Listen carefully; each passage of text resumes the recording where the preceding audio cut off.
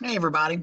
So, we have finished up world religions and now we are moving on to the Renaissance. And so, for those of you that had World History Part 1, we kind of had to fly through that. So, um, you did a little video quiz or Ed Puzzle quiz on the Dark Ages. And I'm going to kind of allude to that a little bit as we get into the Renaissance. And so, let's go ahead and start here with the Renaissance.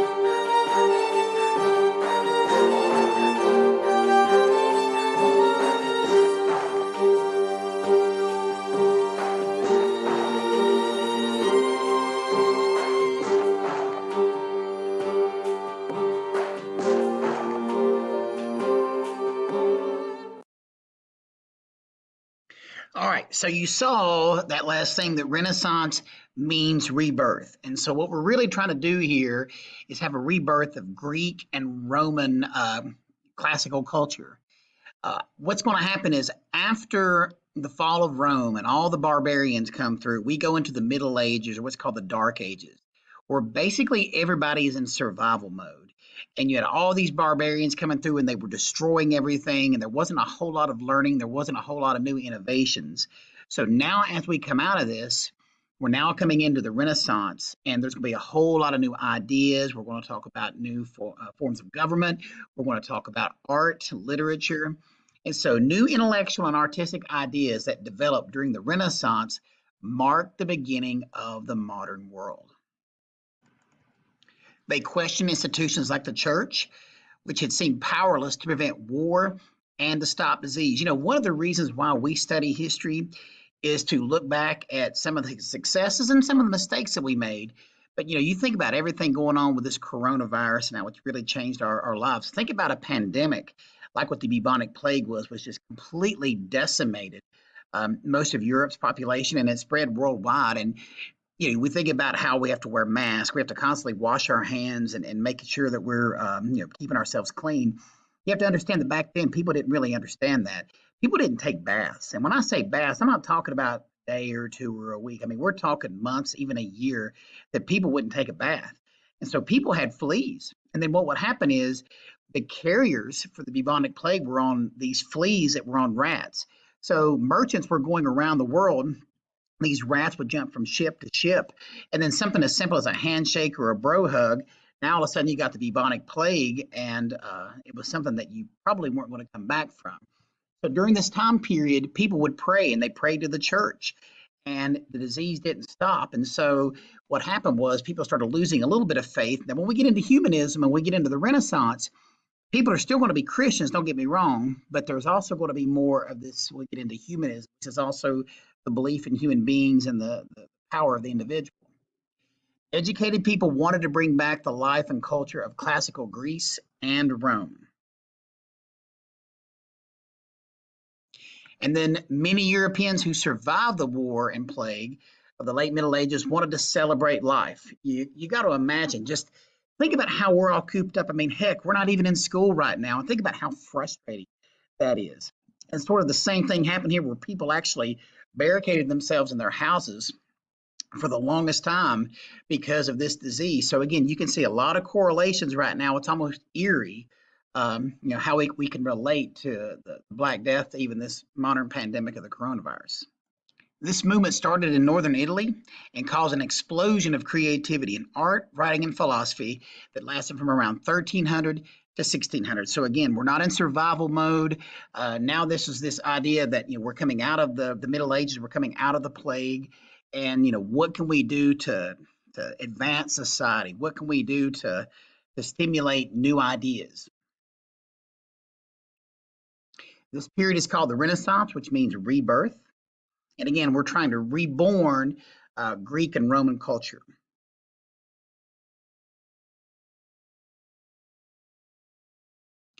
Northern Italian cities, the European Renaissance started in Italy. So wealth accumulated from European trade with the Middle East, which led to the rise of Italian city-states.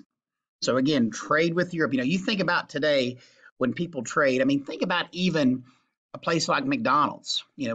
We have a McDonald's on every single avenue and exit. You know why? Because we can, because they're going to make money off of that. So when you start traveling more, think about just the explosion of Amazon and eBay. I mean, even especially, again, I hate to keep beating a dead horse with this pandemic, but think about how much money Amazon is making now because people aren't going to brick and mortar stores. We're going to start to see more and more of that because it's the idea that I can order something now from California. I can order something from Michigan or from Florida and have it shipped right to my house. So northern Italian cities like Florence, Venice, and Genoa had access to trade routes connecting Europe with Middle Eastern markets. So again, we're trading and we're getting new contacts, we're getting new people to sell to, and there's going to be some people that make some money off of this. Northern Italian cities served as trading centers for the distribution of goods to Northern Europe. Wealthy patrons sponsored works of art that glorified the Italian cities where they lived. So think about a guy like Michelangelo. I mean, it took him years to paint the ceiling of the Sistine Chapel. So it's not like he could work at utility from 7 to 3 and then run by McDonald's, get him some chicken nuggets, and then start painting the ceiling of the Sistine Chapel. Now, this was something he devoted his life to with his art. And so he had people who sponsored them. So think about how commercials work today. When you watch a television show, sporting event, what pays for that are the commercials that run. So he had people who would actually sponsor him to basically help keep him fed, to help keep a roof over his head. And so these wealthy patrons were the ones who basically kept the art going. So I think about here, look at even this is kind of moved into the sports world today. Of course, the easiest thing to do is look at Kyle Busch down here in the bottom. I mean, NASCAR is basically a walking marketing firm. I mean, you got M&M's, Goodyear, Interstate Batteries, Toyota, Snickers, Sprint that I'm looking at now. But even look at the NBA today, and of course, I chose 2 Duke players. You're welcome for that.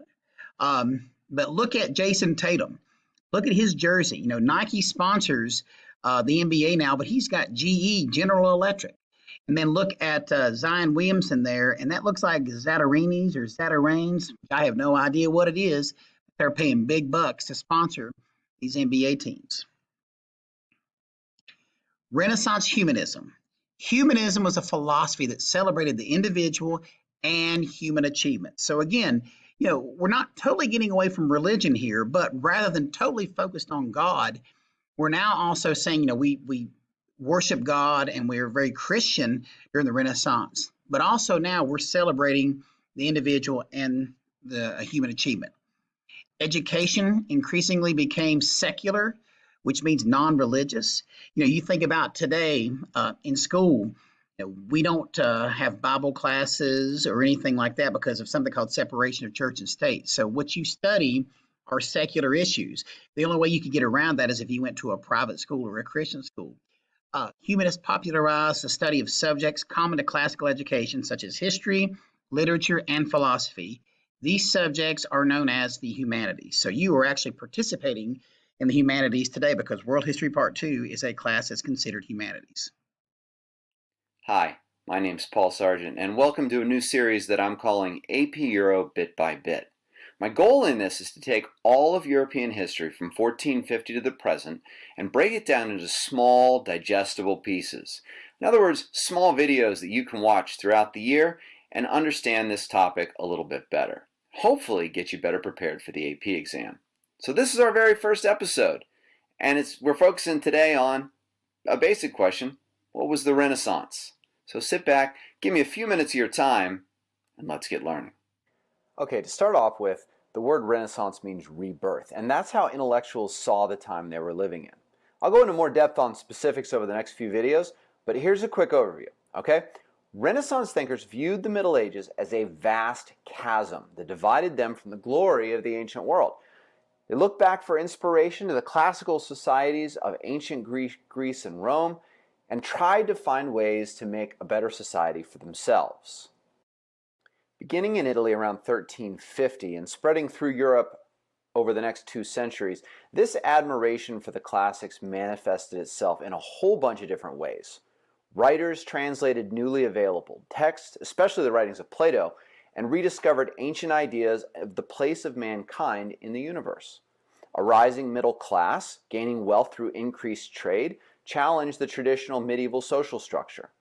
Italian city-states, the Catholic Church, and later the more centralized nations developing in Western Europe funded new artistic and architectural projects to bring glory to their people. Artists invented new techniques and used new materials to transform the concept of art from its medieval symbolism to create some of the greatest works the world has ever seen. New monarchies arose, especially in France, England, and Spain, that fought to take power from traditional noble families and centralize it. Intellectuals increasingly wrote in the vernacular or national languages rather than in Latin, thus creating a whole new audience for their ideas.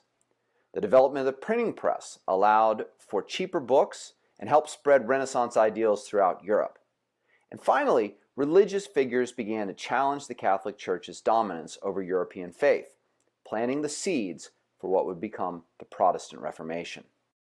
Through all of this, the Renaissance focused on a new appreciation of the abilities of the individual. And along the way, this new focus created what we now recognize as the modern world.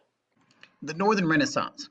So with the rise of trade, travel, and literacy, the Italian Renaissance spread to Northern Europe. So it starts in Italy, spreads to Northern Europe. And again, I think about this, when things go viral, think about this today, or if you go watch a movie and it's really, really good, or if you go to a restaurant, it's really, really good, or it can be really, really bad. What do? You tell people about it. So it's the idea that when this Renaissance really starts to, all these different ideas and start to explode, it spreads outward. And one of the ways that this is allowed to spread outward is the printing press. Johann Gutenberg developed the printing press around 1440.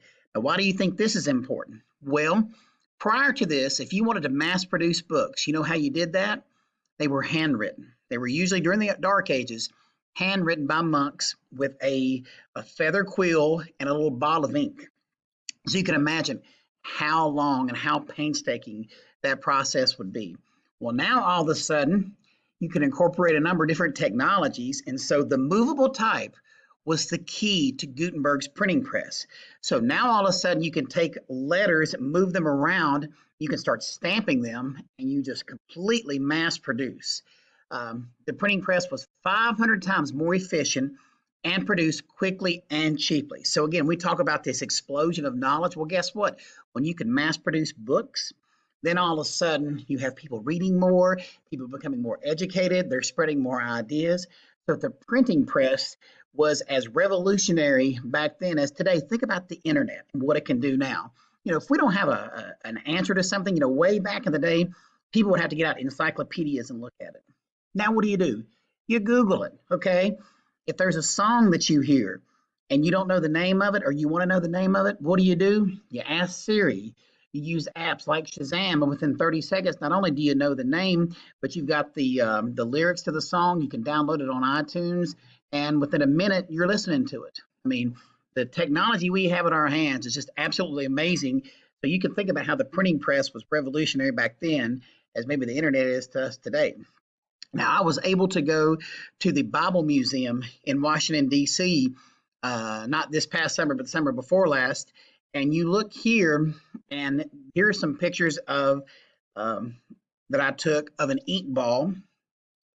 And you can see here with the movable type how you can take the different letters and move them around. And it said even the typesetters, you can read here, set the type backwards so that when they pressed it against the paper, it was already easy to read. The movable type printing press and the production and sale of books help to disseminate or spread ideas. And again, think about that. You have a mass production of books. You have more books, they're cheaper, and all of a sudden you have more people who are engaging, they're reading, and they're becoming a lot smarter. And with more books available, the literacy rates increased. And the Gutenberg Bible was the first full-size book printed with movable type. So again, we're talking about Christianity here, especially even in the Renaissance. Even though we're moving to some humanism, still Christianity was huge during this time period. So now all of a sudden, more people have access to read the Bible. So guess what? You're going to see an increase in Christianity because you have more people now who are able to read the Bible. And that will finish us up today.